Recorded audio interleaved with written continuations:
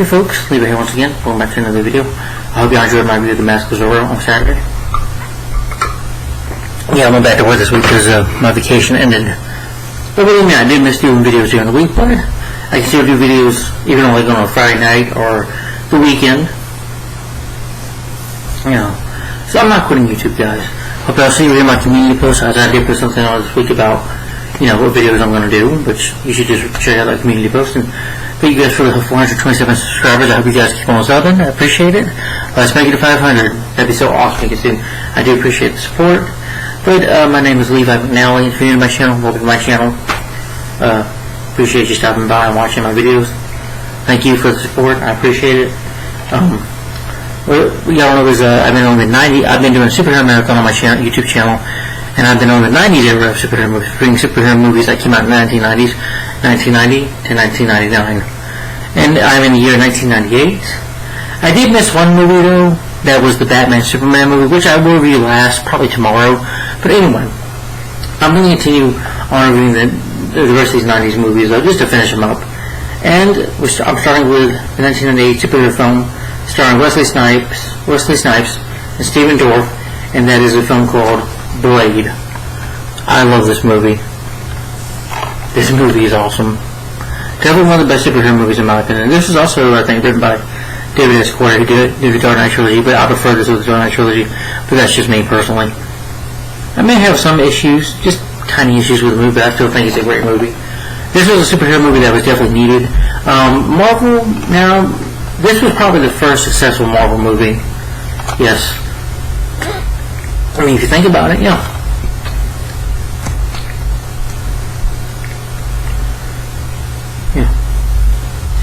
And plus, because 1997, even though I like Batman and Robin, you did have, you know, Steel Spawn. This is definitely a lot better than Steel Spawn, and I would say it's also better than Meteor Man, in my opinion. Different movies, but, you know. But like I said, because with Marvel, you had Howard the Duck, which flopped when they started out in the late 80s with Howard the Duck, which flopped. Then you had The Incredible Hulk Returns, The Incredible Hulk, which I did love The Incredible Hulk Returns. I thought that was good. The Trial of the Incredible Hulk was alright. The Punisher 1999, I also wanted to mention Louis Gossett Jr., who was in that movie with Alfonso. He passed away today at the age of 87. Rest in peace, Louis Gossett Jr. I also liked him in Jaws 3. Maybe seen him in another movie, I don't remember, but he's a really good actor. Definitely going to be missed. Just want to rant that. But anyway, The Punisher, but that movie with Dolph Lundgren is underrated in my opinion. Didn't make money. The Death of the Incredible Hulk I thought was a disappointment. The Captain America 1990 movie sucked, in my opinion. It was a shitty film. And then The Fantastic Four, which was not released, it just was not a very good movie either. Lame film. Yeah. But then there were some superhero movies in the 90s that were not also doing that. Some did get to the box office, but some did not. Some were made for TV or direct-to-video movies I was talking about, or one. But like I said, like Steel and Spawn, those films flopped. Turbo Power Rangers movie, that flopped, that sucked. Batman and Robin, even though I liked it, it did somewhat make money, but it wasn't a huge success. And it was considered a commercial failure. Even though I liked the movie, I can see why people would hate it, but that's just me. Nick Fury's and S.H.I.E.L.D., I did like that movie. It wasn't perfect. Could have been better, but I liked it for what it was. But that was a kind of made-for-TV movie, too. So it was really Blade, I think that, you know, well, oh yeah, Nick Fury's and S.H.I.E.L.D., that is Marvel. Duh. Sorry, David Hasselhoff, because he's a Marvel character, duh. Yeah. But the thing is, with Nick Fury, Agent of S.H.I.E.L.D., you know, that was a made-for-TV movie. It wasn't well received. That was also written by David S. Goyer. But, yeah, it was a time, this, you know, was the, like I said, Blade is the big first hit Marvel movie. And it paved the way for other superhero movies, because it was, like I said, time for the film, as I mentioned, in 97. We're not doing all that well with the box office. So it was a film that was needed. This kind of brought, in a way, if it wasn't for Blade, we probably wouldn't have the MCU. We probably wouldn't have, you know, after this movie, we get the first X-Men movie in 2000. You got Spider-Man, starring Tobey Maguire, the Sam Raimi trilogy. Blade, of course, the sequels, Blade 2, Blade Trinity, which I love Blade 2. I think it's underrated too. Blade 3, I think Trinity sucks, but that's just my opinion. Give one of those reviews later. But anyway, when I get in the 2000s era. But anyway, I know I keep saying that a lot. Then of course you had you had Hulk, you had Fantastic Four, you had Electro, you had Daredevil, starring Ben Affleck. So, and then of course you had Iron Man in 2008. And some of those Marvel films weren't that great, but then you got the MCU, and then we still have MCU movies today, which I think this is better than most MCU movies, superhero movies we get today. Well, for number one, this film is 2 hours, but it doesn't feel like it. It feels like it went by at a really good pace. But anyway, I'll get into the making of the movie. Yeah, talking about Blade himself. First of all, I'll talk about Blade. Blade, of course, he was born Eric Brooks. He's also known as a Daywalker.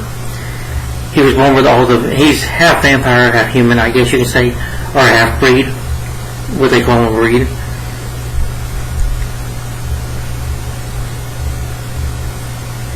Blade has been dedicated as a human, immune to vampire bites. He was created by writer Mark Wolfman and illustrator Gene Coleman.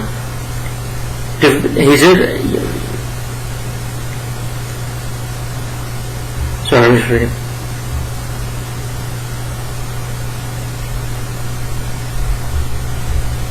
My mother named me Eric Brooks. My enemies named me the Daywalker. I named myself for the Blade. Sharpen myself into what the world needed me to be, until the day marches won. A world that already doesn't lost doesn't need protectors, it needs a king. Spread the word from here on out. Every last drop of blood they see in this world belongs to Blade. Cool line. He made his first appearance in the Tomb of Dracula.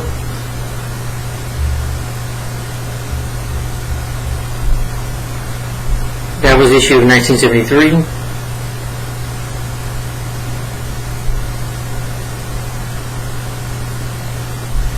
And of course they're intending to make a new movie.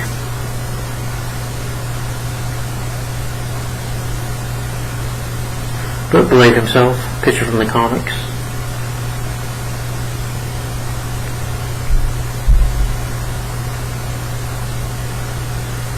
Due to his mother being, bitten by a vampire, and she dying, Blade is, and this will be spoilers by the way in this review, Blade is immune to the bites of typical supernatural vampires. He also appeared immune to vampire hypnosis as well. He lacked superhuman physical opportunities. When he was raised and trained by Jamal Efford, Blade learned everything about vampire lore, from the strengths to the weaknesses, and how he could use his powers and skills to hunt down vampires, so he could fight and kill them. Blade is a master martial artist, mastering styles like boxing and jiu-jitsu and wildlife fighting. I think they also made a television series too.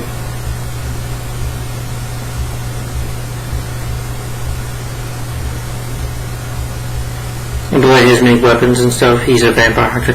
Oh, by the way, this movie is rated R. Unlike Spawn and Still, or Spawn was rated R. And Still was rated PG-13 in that movie, so stuff. But anyway, Spawn, that's also, this is way better than Spawn.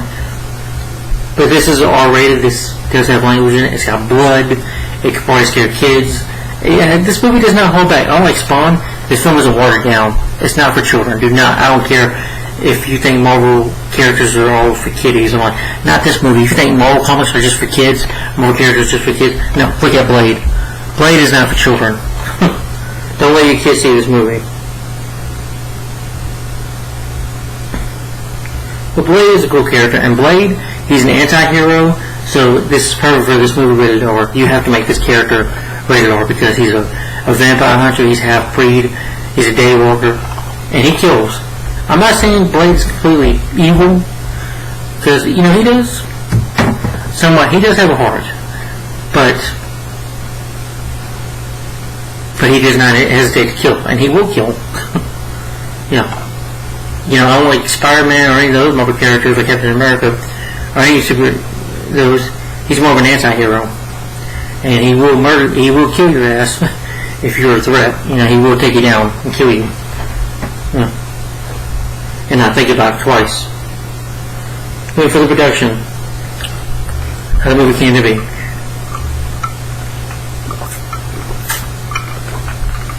Alright.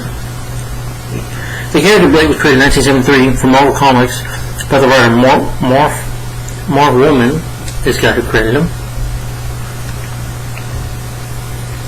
He also created the New Teen Titans, Crisis on Infinite Earth. Something like that. He co-created characters like Cyborg, Raven, Starfire, Deathstroke, Tim Drake, DC characters, Rose Wilson,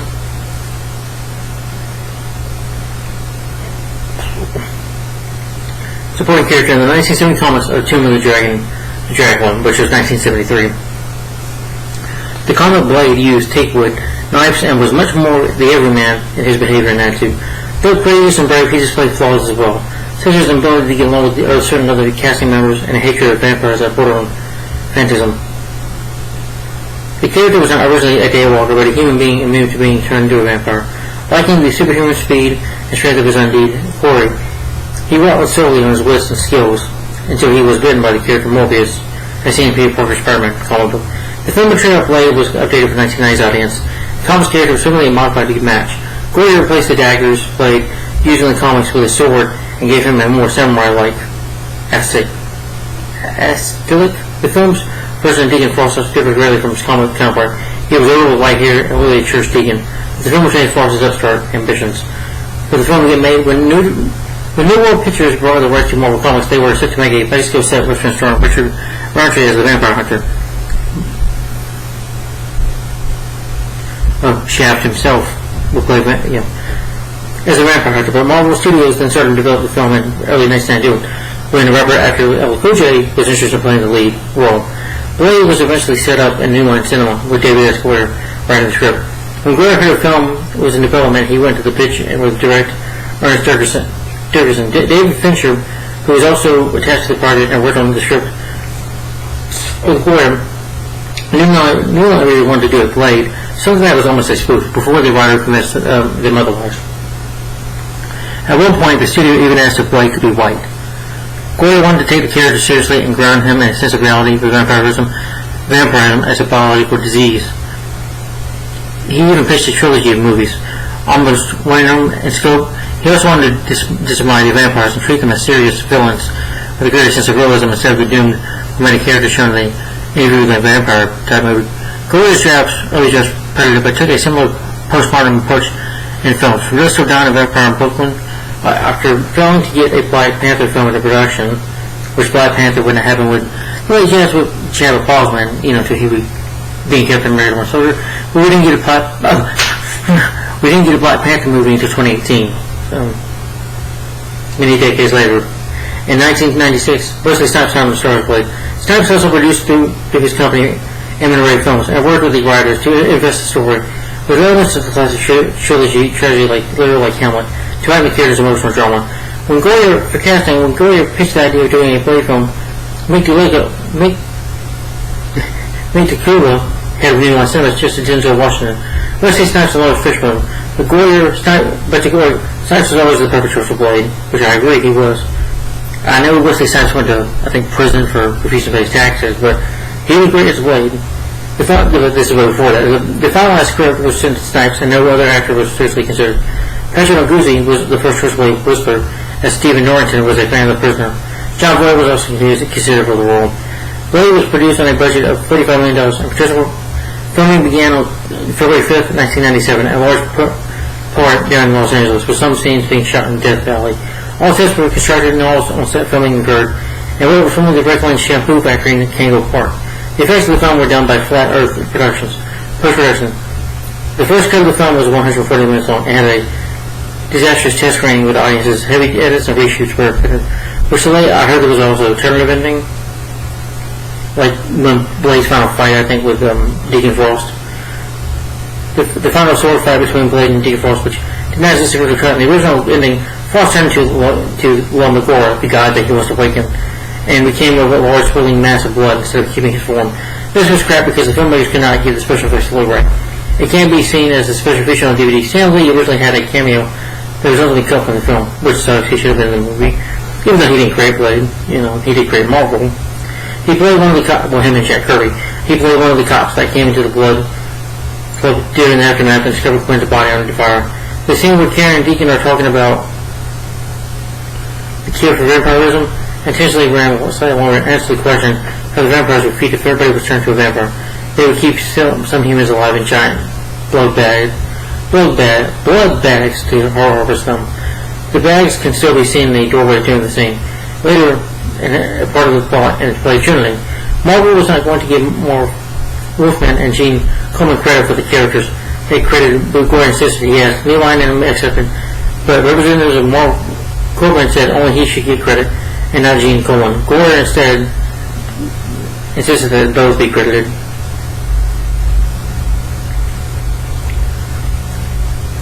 You did a bit of a soundtrack to the movie. Yeah. Blade does have some songs in it. About 7 tracks about the songs.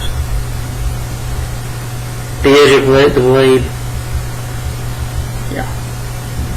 It's got about 15 songs that are put in the movie. Blade premiered in August 1998 at New Sunny There's Lincoln Theater. It was first released on DVD and VHS on December 1st, 1998. It was released on 4K HD Blu-ray, which I'd like to get one day, on December 1st, 2020.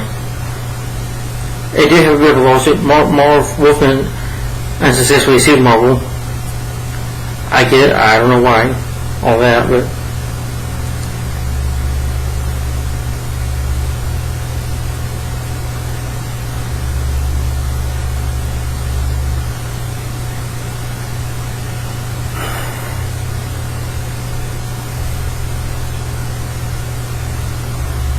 And I guess the movie could be from critics, but Blade also had, for spoilers, well, not spoilers, for marketing, of course you had a teaser. And the movie also had a video game, which I'm going to talk about. Yeah. Blade had a video game based on the movie on PlayStation. Run the gameplay, the player takes control of Blade as he makes his way through vampire-infested locations only to defeat the head vampire menace. The player ventures through warehouses, sewers, museums, city streets, and nightclubs, dispatching numerous types of enemies ranging from familiars, humans that do vampires, familiars, humans that do vampires, bidding that basically works for them. Vampires, zombies, monsters, killer dogs, and other creatures of the night. Blade has a small arsenal of weapons to arm himself with the courtesy of Whistler. Blade has his sword, but can use his fist as well. Firearms including pistols, shotguns, and machine pistols. Each firearm has a 3 different types of ammunition. They shoot off short things to kill vampires, like silver gloves and UV grenades. Yeah, I've never played the game before. But it's on Game Boy Color. It's on PlayStation as well.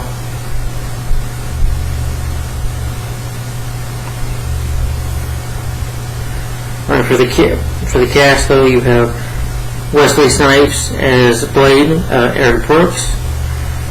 Now Wesley Snipes in other action movies like Rising Sun, I Love Him in Demolition Man. He was in Passenger 57, underrated movie, I like that film. Major League, White Man Can't Jump. Yeah, but he's a good actor, I like him. Stephen Dorff plays Deacon Frost. Deacon Frost is a villain from the comics. I guess they changed him here, but that's okay with me. Stephen Dorff, I can't even think of any other movie I've seen this guy, but he's a really good actor. He was great.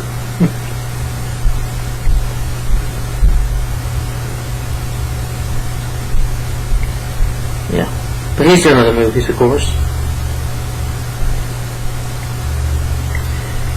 Chris Carson as Abraham Whistler. Whistler is basically, he's a vampire hunter and he's Blade's mentor. He raised Blade. I'll give him one that in the movie, but he makes Blade weapons, and they both intend to hunt down vampires and kill vampires, and Whistler just gives them the weapons. But Chris Christoph, I've seen him in a couple movies. Probably have, let's see. Yeah. But really good actor.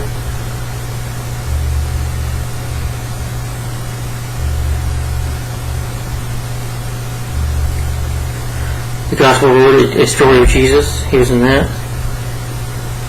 Big Top Pee Wee. He was also in Blade 2. The third movie, but I'll give him one of that when I get the third film. Dolphin Tale 1 and 2, Joe Fornovis, but good actor. Neil Bush Wright as Dr. Karen Jensen, good actor, so I thought she was really good in him.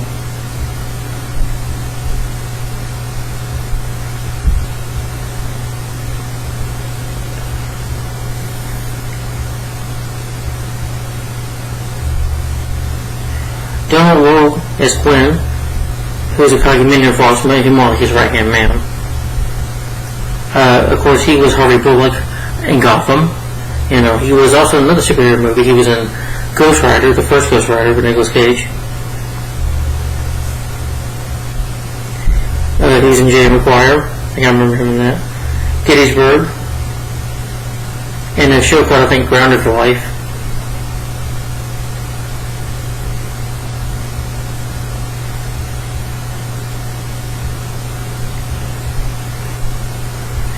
Udo Carr as Gentle Vampire Elder. I think I remember seeing him in the Ace Ventura Pet Detective film. When Ace Ventura's trying to find out if he's stolen Snowflake, then said he is a shark. He was in the Days with Arnold Schwarzenegger. I remember him in that.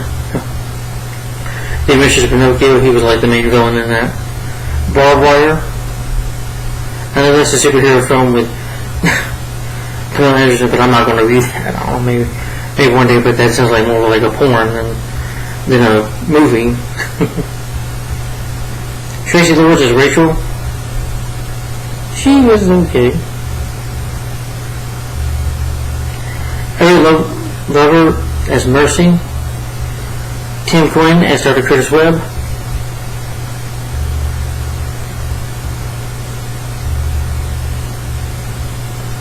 Oh, he wanted to be in another superhero movie. He was in Iron Man. 2000 in Iron Man 2. Sienna Lena as Vanessa Brooks plays Mother. Oh, she's done a couple movies. Beautiful Woman. Love and Basketball. Yeah, I think I've seen that. Now You See Me Too, The Perfect Guy.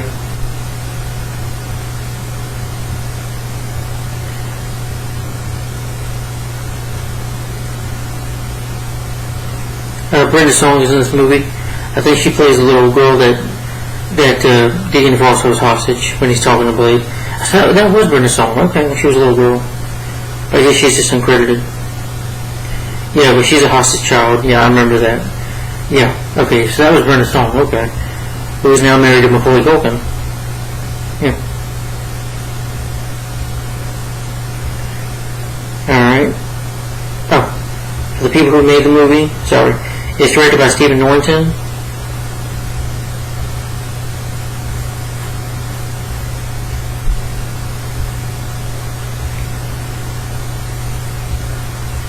Oh, he directed another superhero movie, which was The League of Extraordinary Gentlemen, which I don't mind that movie. I remember kind of liking that movie, but that's just me personally. It's in my database. Cool, like I said, he's wrote the Dark Knight trilogy, the Dark Knight trilogy, Man of Steel. He wrote that. Batman vs Superman, Dawn of Justice. Like I said, Nick Fury, Agent of S.H.I.E.L.D. And the Dark Knight trilogy, working with Christopher Nolan.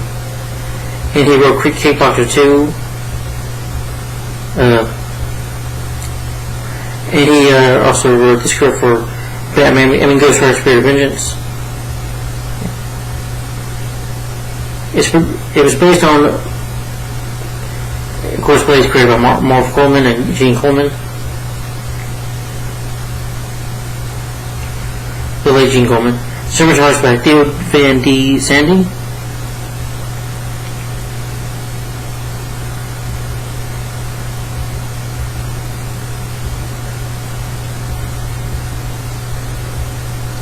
He did cinematography for Volcano, Bushwhacked, starring Janet Stone. Volcano stars Tom Lee Jones, and Big Daddy and Little Nicky, Adam Sandler movies,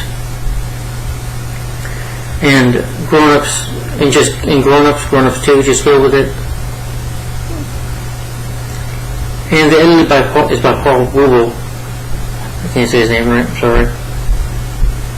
He also did work with Stephen Norton again. He did the cinematography the editing for League of Extraordinary Gentlemen. And some of the Transformers movies, or maybe. But it was released August 21st, 1998. It's 120 minutes long, about 2 hours. The budget $45 million, and at the box office it made $131. $1 million worldwide. Blade was known as a dark superhero film for its time. I'm sorry, Blade was noted as a dark superhero film for the time, as well as being Marvel's first successful film and set the stage for further company efforts. See, like I said, it was. I know it was. IMDb did. Wikipedia didn't even tell me that. You just have to know it. I just know. But what the movie is about that. So, I'm sorry.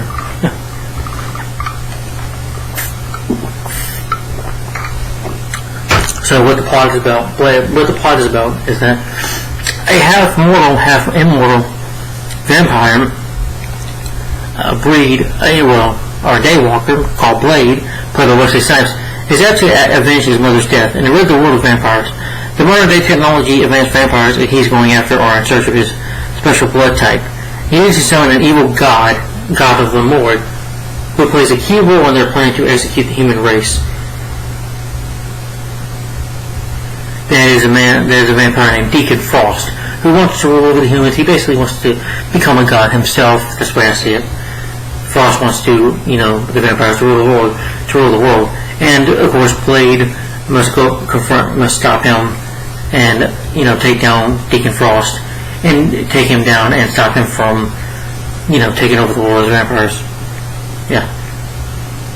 But that's what Blade is. Yeah, let's plot another word. I get more into it that's just a plot synopsis I'm giving, okay? Yeah. I'm gonna get into the movie itself. Hold on, let me drink more. Yeah, we're getting hot now. I think the temperature is like 70. Well, I have to work at 5:30 in the morning at my job, and it's cold, but then I feel like I get off work, freaking warm.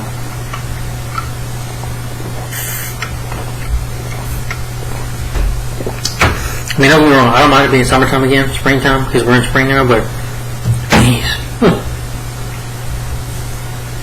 But anyway, Blade, 1998, starring Wesley Snipes. Here we go. Blade. So the movie opens up with some good music and some good titles. The movie opens up with a pregnant woman, Blade's mother. She's hospitalized while she gets bitten by a vampire. They have to do a C-section, but they try to revive her, but she ends up dying. But she gives birth to a baby that is named Eric Brooks, who eventually will grow up to become Blade, a vampire hunter, who, because of, he's immune to, he's kind of like half mortal and immortal. So, vampires can't walk out in the sun or daylight, but Blade can. Yeah. But the next scene, goes to the present where this woman is seducing this man. I think this man was I think I remember him in an episode of Smallville. I think it was season 5. But she tricks him, the man goes with her, thinking he's going to have a good time. It's like, yeah, and people are pushing him around. You see Deacon Frost walk past him. People are pushing him around, and then all of a sudden, water sprinklers, his water sprinklers of blood coming down. And she's like, what's the matter, baby? And he sees that they're vampires, and they're going to try to attack him, try to kill him, basically suck his blood and kill him. He tries to get out of there, but he ends up falling, tripping. One of the vampires punches him in the face. Vampires have super strength, so they can do that. Give you a good hard punch. And you can kind of consider this movie, a horror movie too. Not just a superhero movie, but if you think about it, Blade is, I would say action movie too. Horror, action, superhero movie. Yeah, definitely. But with a hard R rating. And like I said, this film does have blood in it. And when you see the blood squibbing, it looks like real practical blood. And then, he runs, he falls, and he runs to somebody's feet, and it's Blade. So the first time we see Blade, it's awesome. Blade is standing there, and they know it's like, it's the Daywalker, they say, and Blade just pulls out a shotgun, pow, pow, pow, starts shooting them. And the special effects from 1998, some of it does look dated, but I'm talking about in the beginning. The beginning, it does look great. I like the CGI, I'm sorry, no, the CGI looks pretty good. Some of it can look dated in most scenes of this movie, but some of it looks really good. No, Spawn had terrible special effects, CGI. But anyway, Blade's like shooting them. He's killing them. Don Malug is there. What's his character's name again?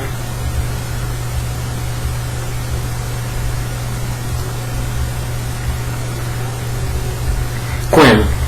Yeah. But it's just awesome. You can see Blade kicking ass. A full blown already. He's blowing people away. He's blowing the vampires away. He's kicking their ass. And, I believe in real life. I think Wesley Snipes might know martial arts and stuff, but you do see it here. And, he's kicking ass and he's shooting them. And then, pulls out a sword, and Gwen comes on, we're gonna kill this motherfucker. And then Blade just pop, pop. He pulls out this spike weapon, like it's kind of like a frisbee with 2 knives on it. He's like, throws it and kills some of the vampires. And he fights Gwen, Donald Moog. I can't say his name right, but he fights Gwen. He shoots him down. He pow, pow, like uses like hangs him on the wall. He starts speaking this language I don't understand. Get you Blade. And he's trying to find out about Deacon Frost. Or Deacon Frost is a vampire that he's been hunting for a while. And of course Deacon Frost, you find out, knows about him. But,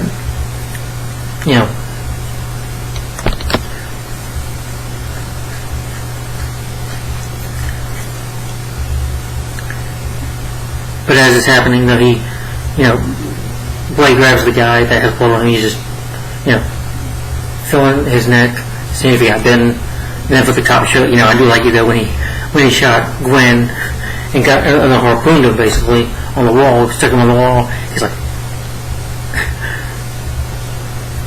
like, tell Deacon Frost to be seeing him later. Then for the cop show up, he gets out of there and he says, Gwen on fire. This is where you meet the character.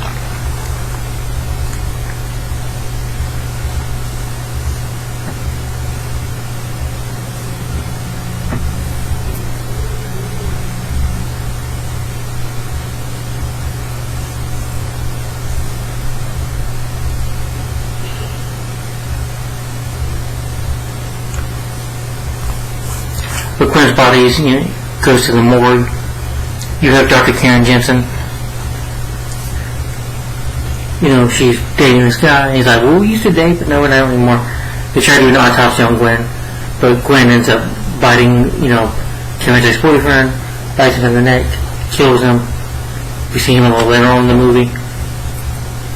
But she kills him, and he kills him, and she does get bitten by Gwen. But Blade shows up. He's like, I came back to finish you. Power fights him. Cuts his hand off. But Gwen gets away before he can. The cops start shooting at him. 2 cops start. He's like, motherfucker, are you serious? Motherfucker, are you serious? But then he's able to get away from the police. So he sees Karen. He's going to leave her because then she's going to turn into a vampire. He's leaving her fate to die. But then he has a flashback to his mother. And that, seeing what happened to his mother. Blade picks her up and takes her to safety. He throws out the window but to a mat for safety to another building. Blade sees the cops and he jumps out there.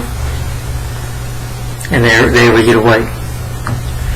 Takes her in her car, takes her to Whisper, who is his mentor and the guy that makes the weapons for him. But he's just a human.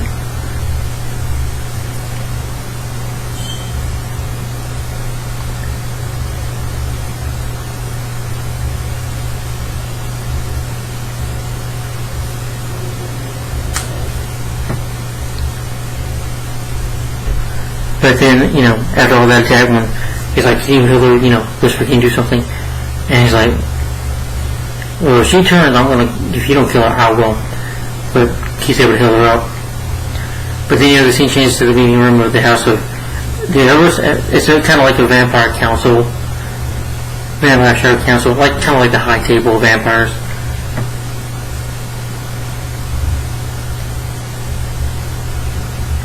And they told Deacon Frost, Stephen Dorff, who, Frost is up in front with them, doesn't really like them, especially, the main guy, the main boss, I guess you can say, of the vampires. He says, I was born a vampire. I was like this.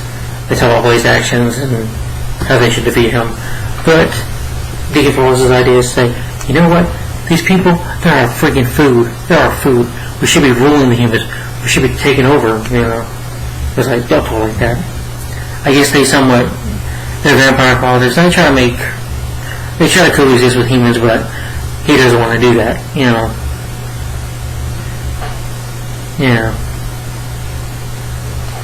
Frost believes that they should rule me because he says, these people are our food. We should be ruling over them, not coexisting with them. Basically we're like gods. We are gods and we should be taken over.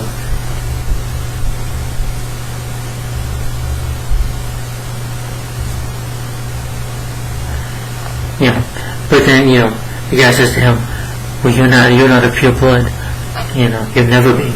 You'll never be.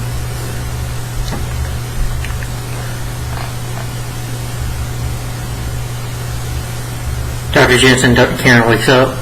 She thinks that she's being kidnapped. She sees Blade getting his serum. Blade has to go to a friend of his to get this serum. That he has like I said, he has all the strength and no weaknesses, but he did inherit their bloodlust, their thirst for blood. So he has to take the serum, and it just hurts Blade's body. But it keeps him from going full vampire, basically. From killing anybody. She tries to escape, and he's like, I'm Whisper, I'm not gonna hurt you. And they send her back away. He gives her this spray, this vampire spray, that can blow the head off. She does use it just one time later, but, and Whisper, gives her a gun too and says, you be careful, they're everywhere, they're everywhere, just be careful. Blade takes her home. He's got that cool core. I like that core. Looks like a Black Dodge Charger, but it's really cool. And of course, I forgot to mention that. I should have said earlier that this is another Black Superhero movie, of course, because it's about Lee, but it's not. But again, great Black Superhero movie. Great superhero movie either way. But anyway, I can go off weird, crazy sometimes. Sorry. So Blade tells her, when he leaves, you go. It's like when you go, he's like, be on the watch, beware, because they're everywhere. And Karen tries to go home. She looks at these two people, these two guys, these man and woman, looking at her in an elevator. She's like, looks at she's like, how you doing? And then she just walks away. She sees them following her, and she's prepared to get that spray out. And to use it, but then they disappear. Then she goes in her apartment.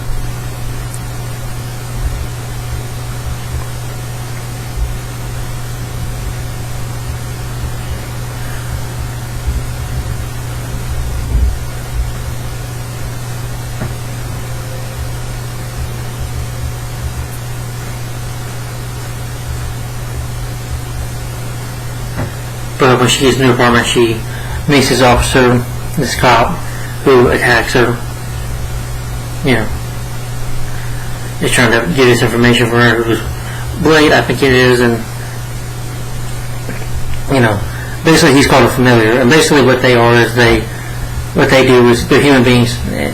It's people who serve vampires, and they collaborate. They work with them. Out of service, they get rewarded by fully turned into a vampire. As the police officer himself, he wants that. But Blade beats him to a pulp. Blade starts beating the shit out of him. Is that necessary?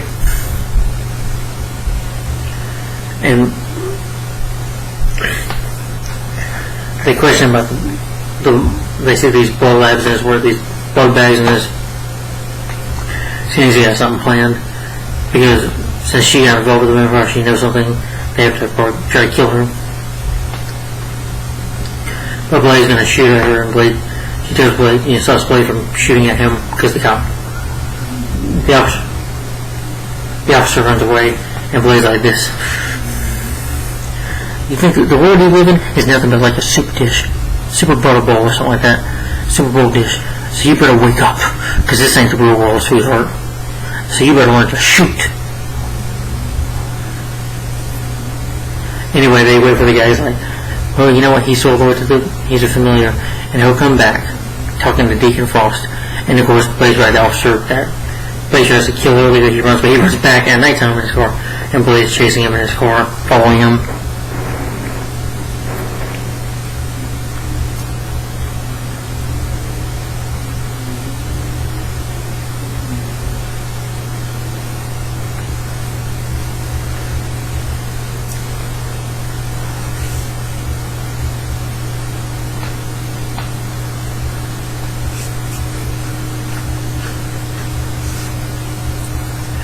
But there's also a scene in those articles where Deacon Frost is another talk with the mob boss of the vampires. He's like, what are you doing? And Frost, you see him looking up this stuff on his computer because he wants to wake the boy guy, so he's looking up the information. He's got this creature looks like, a female version of Jabba the Hutt that is also a vampire, but this ugly looking thing. But good special effect. I forget the character's name.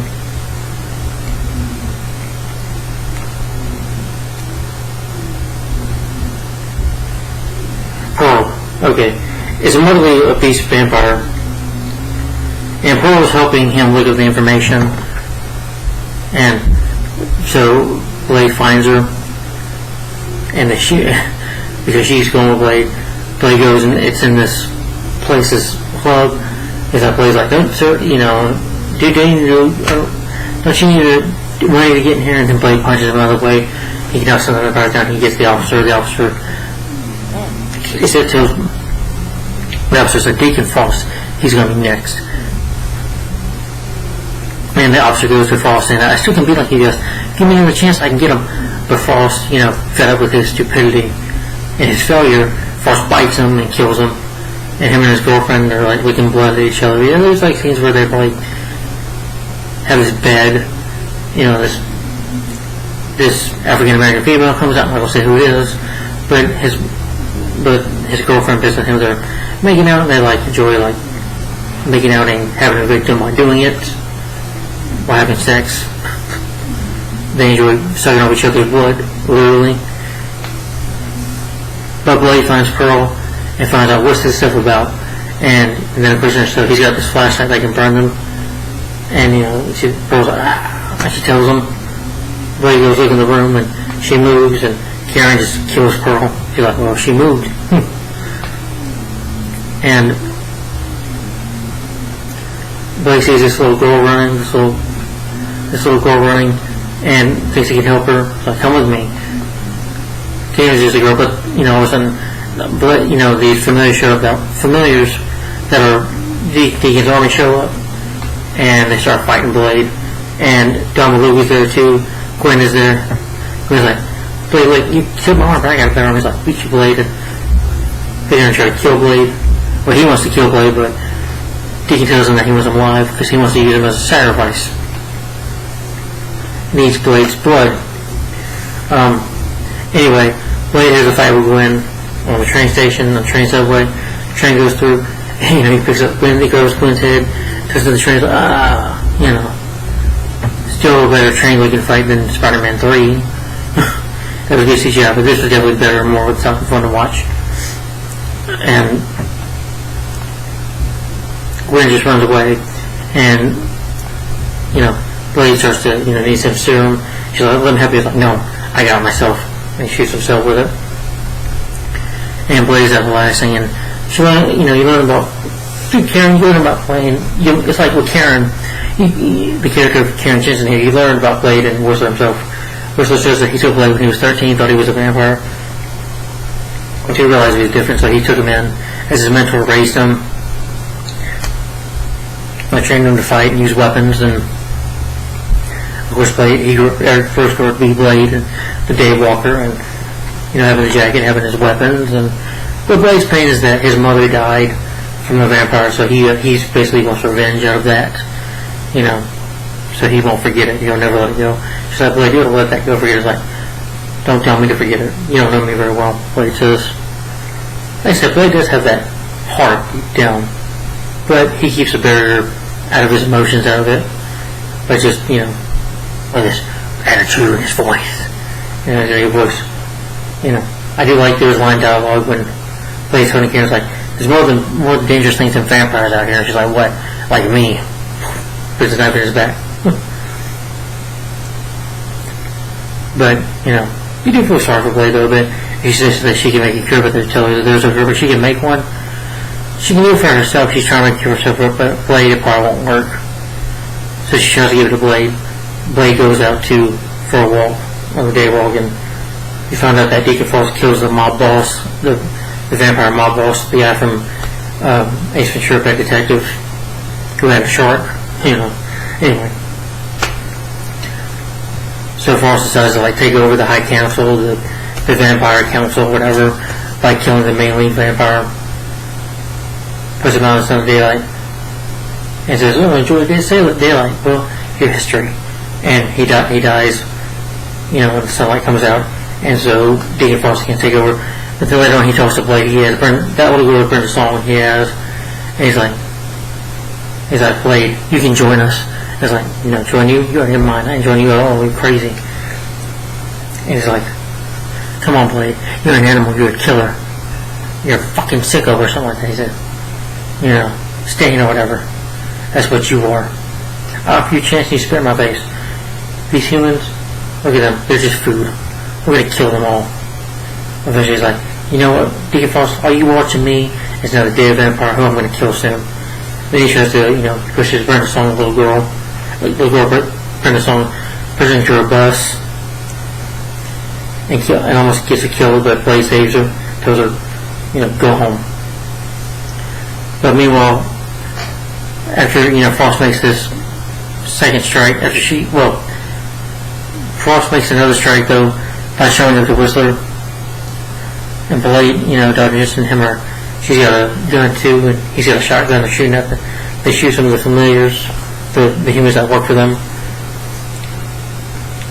But Blade, Deacon Frost shows up, they're able to, shoot at Whistler's bad leg, and he beats up Whistler, gives him a good beating, and he spits on him, he's like, you know what to do, and he plays a tape for him.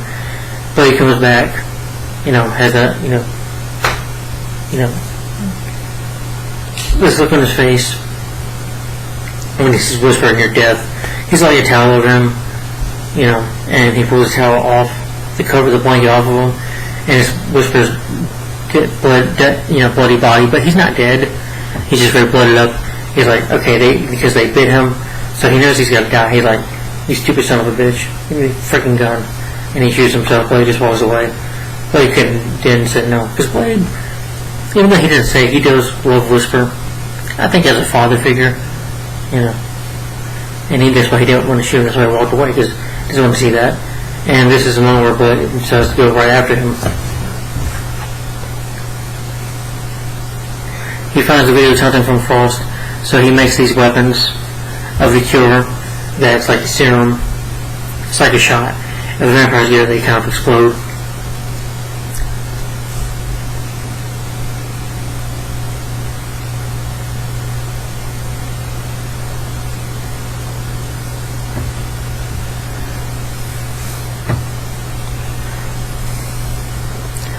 Blade arms himself, he runs into the motorcycle, jumps in there, gets his machine gun and starts shooting all.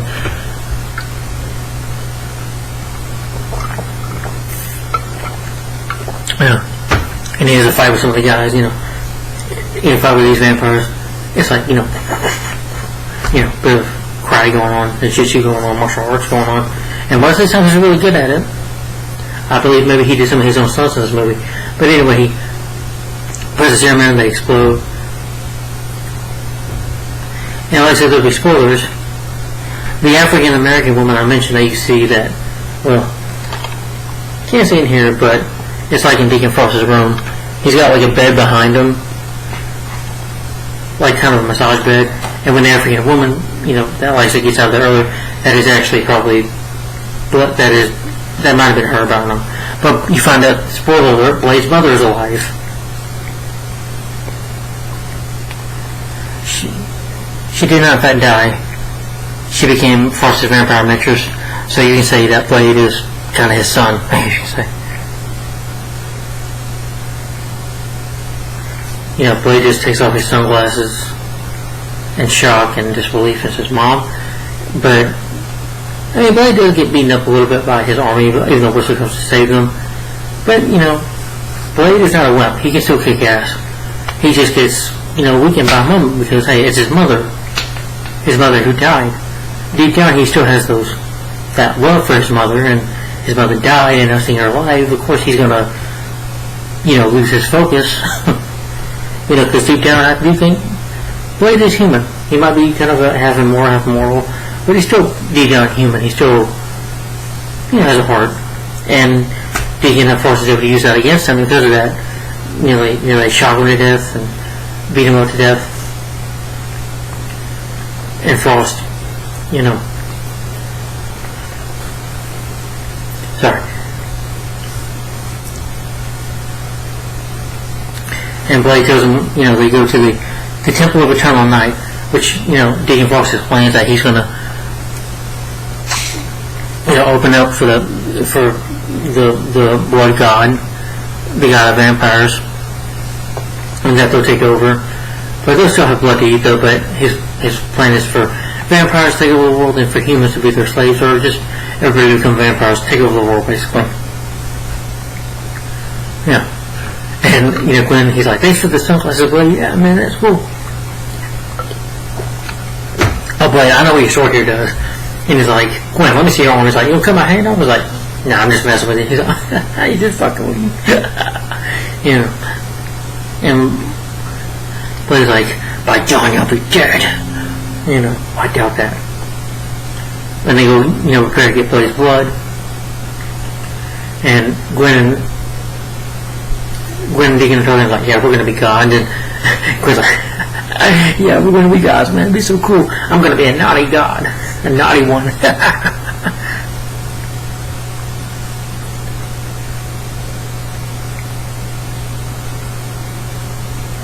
It's Blade's son, like, vampire blood's going to need one with the sacrifice of the other 12 council members. There's a ritual, he puts them, you see them in CGI, and then you get shot in the head, and, the vampires, their bones coming out as vampires. Yeah, that CGI did, but it goes fully into his body, giving Deacon Frost power.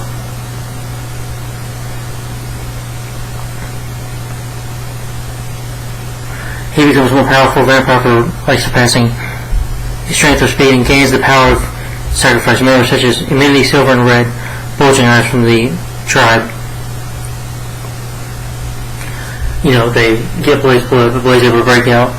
His mother comes in. But he's weak because they drained him all his blood. And so he bites Karen. She allows him to do it, and it gets his strength back. The mother walks in. She tries to kill Blade, but Blade attacks her. She's like, come on, Eric, you can't hurt me. I'm your mother. You can never do that, could you? And she gives him hers, and he stabs her, I guess, with a garlic knife, with this knife or whatever, saying, my mother died a long time ago. Which stabs her, and she dies. And he's like, But just hear him. He's pissed off because he killed his mentor, his father. His father figure, Whisper, and now he turns his mother into a vampire, and he had to force Blade to kill his own mother, and so basically he screwed over Blade, completely ruined Blade's life, and it's part of Blade's revenge. So Blade is pissed off and runs the hell on to go get him.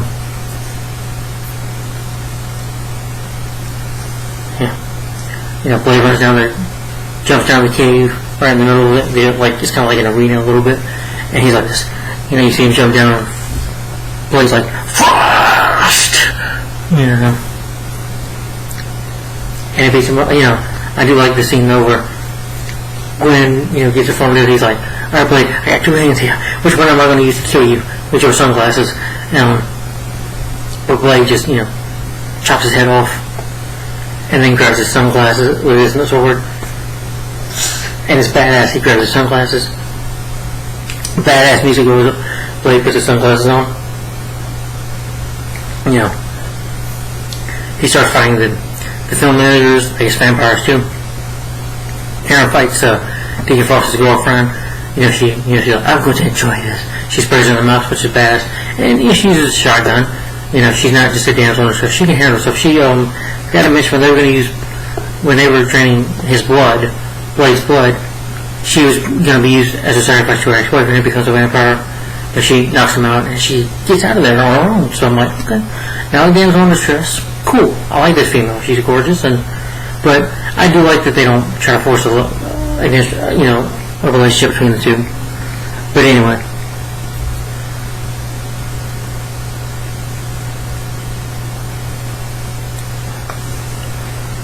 Yeah, sorry. But he fights them, he shoots one guy's head off, and there's a lot of violence going on. It's really awesome, though. Cool action scenes, cool fight scenes.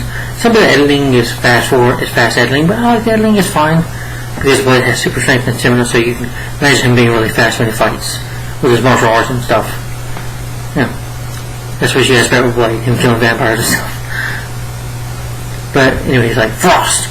and Eddie kills the guy. I see him with a sword, and he like, come on, and he tries to stab Frost's arm off, but Frost regenerates. He's like, Frost's like, yeah, and they fight. See them have a cool sword fight. And he's like, oh, you serum? That ain't gonna help you now. But Blaze, then his sword has like blades in it that come out, and he gets into the wall of the serum. So Blade, throws the serum in him. He's like, throws one, and he takes it out, and then throws more. And then Blade's like, some motherfucker's just upstream right, or whatever he says. And then Blade like, picks the serum bottle and does his kick on it. And then kicks on Deacon Frost, and Frost dies. He explodes violently. Kind of reminded me of that movie, Go Through Trouble in China. A little bit of CGI, but not too bad. And then him and Karen find out from Karen does offer Blade the cure, but Blade refuses.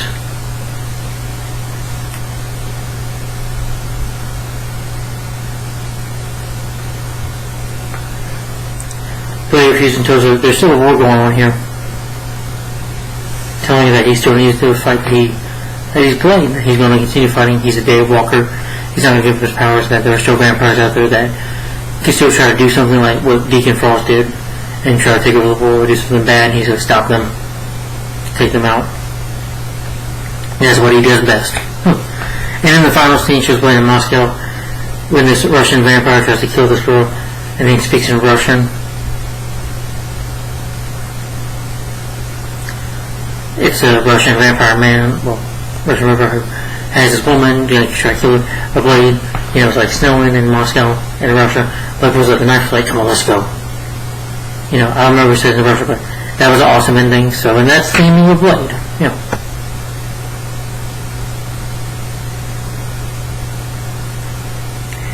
Let me see if I can read some quotes from the movie really quick at that time. Then I'll get my final opinion on this film. I love the guy from, some motherfuckers always trying to ice skate uphill. Motherfucker, are you out of your damn mind? You better wake up. The world you live in is sugar-coated topping. There's another world beneath it, the real world, and if you want to survive it, you better want to pull the trigger. There are worse things out there tonight than vampires, like what? Like me. Okay, vampire accounting 101 crosses illegal. Don't take so forget what you've seen in the movies. Use a wooden stick, silver or something to kill them. You know you have to use one of these. No, but I'll damn sure learn real quick. Safety's off. Already champ. Silver hollow points probably golly. You wait for the head part. Anything else is your ass. Still heavy, but you're so big. How you doing, Chief? Easy. What do our little friend here to wind up in the back of a milk cart now? What do we? It's nice to finally meet you, man. Hey, I have my eyes on you for years. I know all about you. Your serum, whistler, everything. Sunball? Hey, it's a start, right? The goal, of course, is to be like you, the Daywalker. You're not the best of worlds, but you're the best of both worlds, Blade, don't you? All our strengths, none of our weaknesses. Well, maybe I don't see what that way. Oh, so it's to pretend that we were him again. Come on. Spare me the Uncle Tom routine, okay? You can't keep doing what you want, man. You think the humans will ever accept you, breed like you? They can't, they're pretty. And they should be. You're an animal. You're a fucking maniac. That's what he says to him. Look at them. They're cattle, pieces of meat. What difference does it make how their worlds end up? Plague, war, famine, mortality isn't even enter into it. We just took place of natural selection, man, the new race. Looks like your muscles running. I'm offering you a shoes, I want you with this. What? Do you think I'm stupid? The spirit of the troll will awaken Ogama. You're familiar with the blood god, Frost. You're nothing to me but another dead vampire. You're an idiot, you know what? I came down here offering you an easy way out, and you spit right back in my fucking face. Careful. This is the actual dialogue, yes. Like I said, there is language in this movie. It is rated R. What do I care? They're nothing but cattle, just like you. Said, if you want to take the hard road, you might get us pal. But I promise you, this time this is over, you're gonna wish they never cut you from your mother's. And then Blade almost shoots him. Blade, Frost! Deacon Frost, kill him.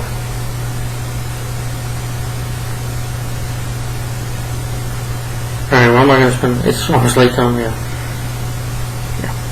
That's something I gotta do, so anyway.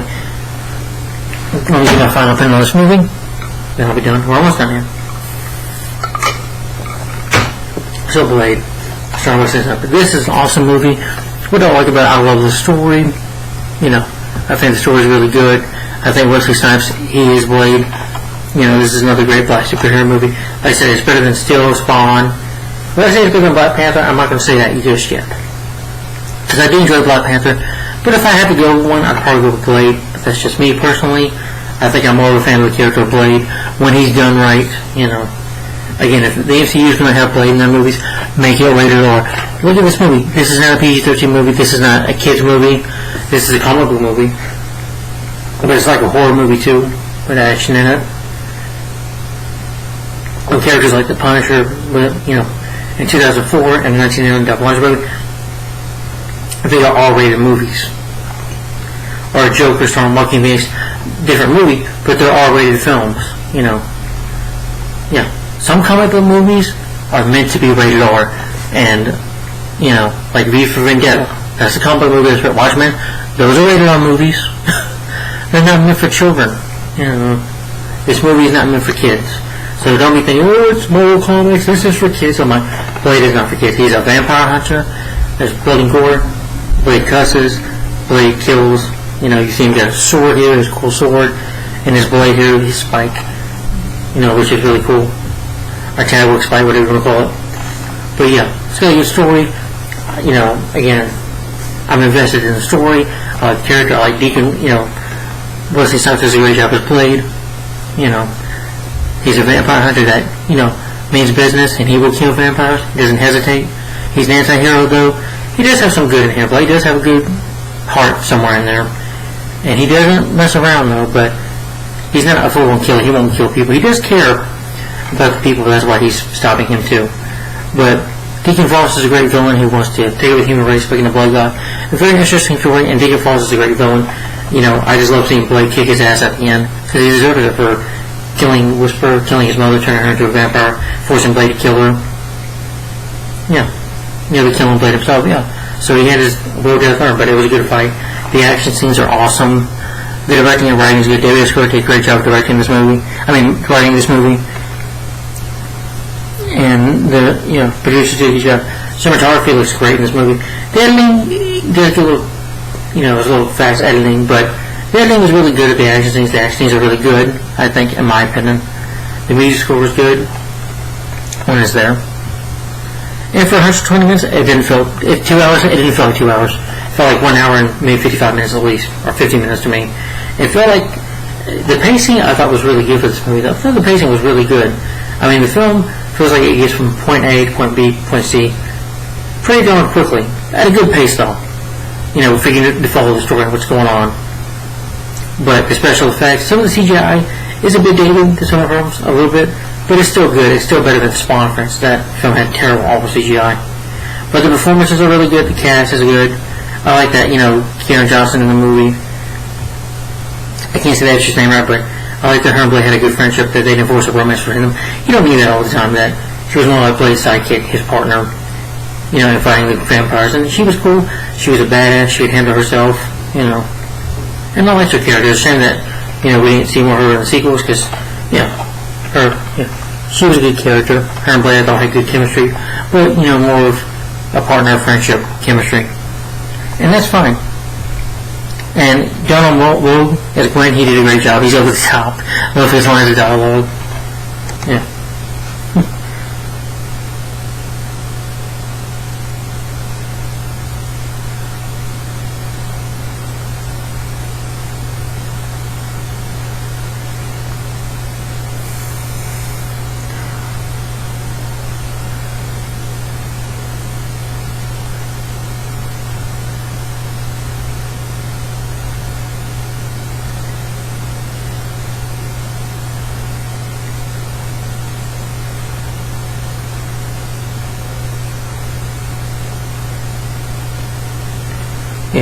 But he's definitely great. Almost, you know, he was over the top, but he's fun to watch. Don't Lucas Quinn, he was great. Great cast in the movie, good pace, good action scenes, really good story, cinematography is good, editing is really good, action is really good. CGI, but some of the editing is fast, like really fast editing, but it's not like Batman Begins where I can still see what's going on. And the action is awesome. Screenplay Kick-Ass is awesome, and it is a true rated R comic book movie. And Blade is a movie that really, it's because of it we get other Marvel movies. It wasn't because of X-Men or Spider-Man, it was because of Blade. Yeah, this film was rated R, but when you think about it, this film really set the standard for Marvel movies. And it was the first successful Marvel movie. This was the first one. And probably the reason we get other Marvel movies, too. In a way, yeah. It started that, because it was the first successful Marvel movie, and we get other superhero movies in the 2000s, all came out, thanks to the success of Blade. It did make money. That's why it had sequels, and that's why you got other Marvel movies come out. And other superhero movies go up, because Blade was like Batman 1989 in a way. It really started something. Just like Blade did. And it did pave the way for other comic movies. And for other characters to come to the big screen. But Blade was a great movie, great superhero flick. One of the best superhero movies ever made, in my opinion. Even though the CGI is a bit dated, this movie's still awesome. The Pearl character, for the time looks really good. Obese vampire. The effects look really good on her. But Blade is an awesome movie. Definitely one of Wesley Snipes' best movie. Definitely one of the best Marvel movies in my personal opinion. Great movie. Loved it. A lot of fun. Definitely a movie that Marvel needed to make. And definitely the first big hit for Marvel. I think, the MCU part would never happen without Blade. Or any other Marvel movies, like if you look at X-Men or the Spider-Man movies, you probably never would have had that if Blade wasn't successful back in 1998. So, anyway, that's my take on my review of Blade 1998. Let me know, guys, in the comments down below what you think of this movie and your opinion. And my rating for Blade is, I'm going to give Blade a thumbs up, and my rating for this film, I'm going to give it a 5 out of 5 stars. So, guys, tell me in the comments down below, what do you think of Blade in your opinion? Do you like it or do you hate it? Tell me in the comments down below. Alright, thanks for watching, guys. Like, comment, subscribe. Oh, the next review's coming up. I'll go ahead and mention the next three, I guess. The next one are two 1999 movies.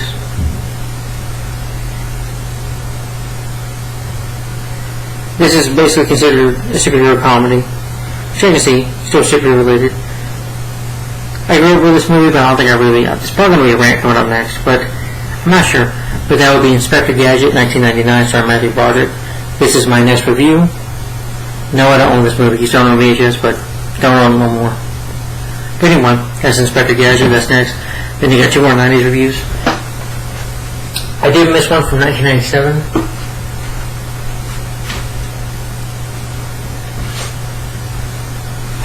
And after Inspector Gadget, I will be reviewing Mystery Men. And the last 90 review, the 90s review will be the Batman Superman movie. This one right here. This is from 1997, I think. Yeah. Well, when that episode came out, but they made it into a movie. But anyway, the Batman Superman movie. This is next. I reviewed the Batman vs. Dracula. Yeah. That was part of my Batman marathon. But anyway, so we'll do about 90 reviews, then hopefully this weekend I'll probably do a Pickup 60 video. Well, if I do that, I'll do a finally quick update video this weekend talking about the next 2000s movies coming out. The superhero movies of the 2000s era, 2000 to 2009, that I'm going to review. And, yeah.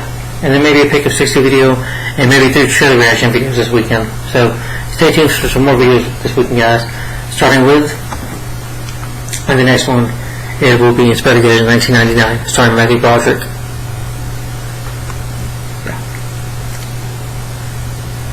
And then, I've gone through my review of Blade. Again, my rating for the film, again, is 5 out of 5 stars. And the thumbs up for Blade. So tell me in the comments down below, guys, what do you think of Blade in your opinion? Do you like it or do you hate it? Tell me in the comments. And what is your favorite film of the Blade trilogy? This is the first installment, by the way. And which is your least favorite Blade movie? Just tell me in the comments down below. Alright, thanks for watching, guys. Like, comment, subscribe, and please share my channel with your friends, family, co-workers, people you know. I appreciate the support. I really do. Alright, guys, stay tuned for the next video tomorrow. I'll see you tomorrow morning. And my review of the superhero comedy 1990 Disney, Walt Disney film, Inspector Gadget. Oh boy. I don't know how I feel about that one, but anyway. Go, go, go. Watch a bad movie later tomorrow. See you tomorrow. So go and stay tuned for the next review. Go Gadget out. Thanks for watching. Bye-bye. And Blade. No, I'm just kidding. Thanks for watching, guys. Bye-bye.